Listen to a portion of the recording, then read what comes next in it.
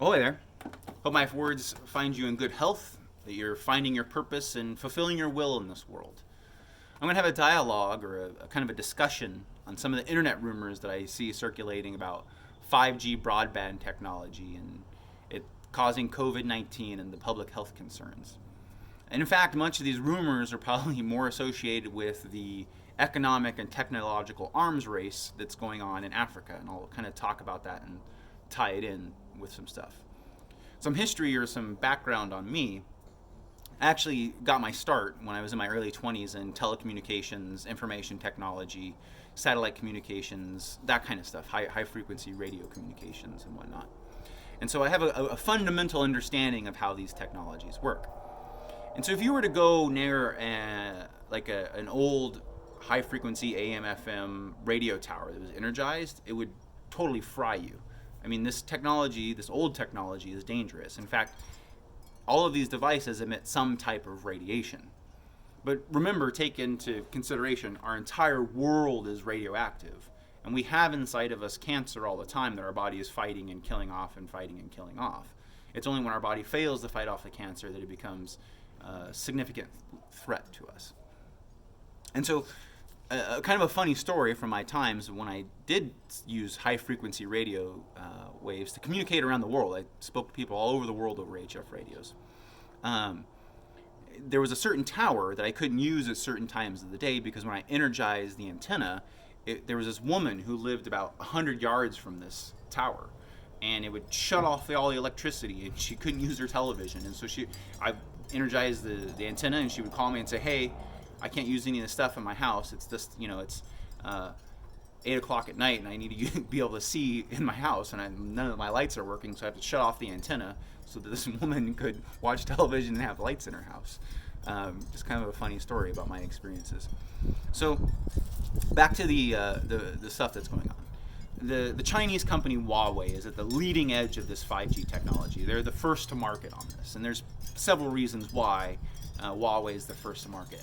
The Western technological companies have just not been on their game, and China has a specific reason for being the first to market.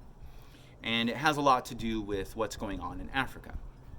So Africa is at a very interesting pivotal point in its history as a developing continent.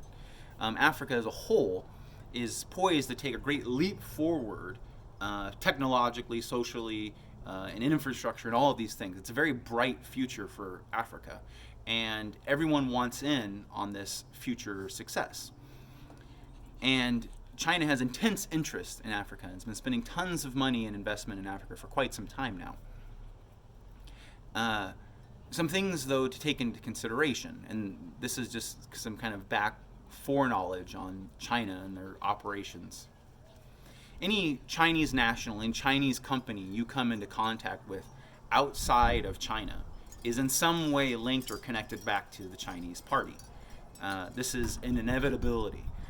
We're talking about China, a country who's developing social credit systems that's going to charge you more money for a plane ticket or a train ticket because, you littered or didn't litter or whatever it is, their entire social credit system. This is, keep in context who we're talking about here.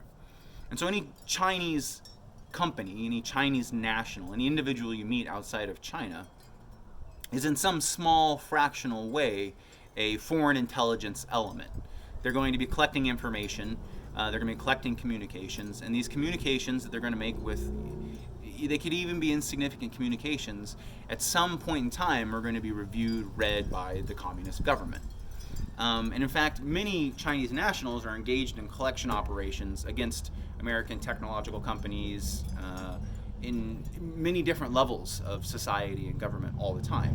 It's how a communist country furthers and operates. It takes an idea, something small, doesn't matter, and re-engineers it and then gives it to their people to produce en masse.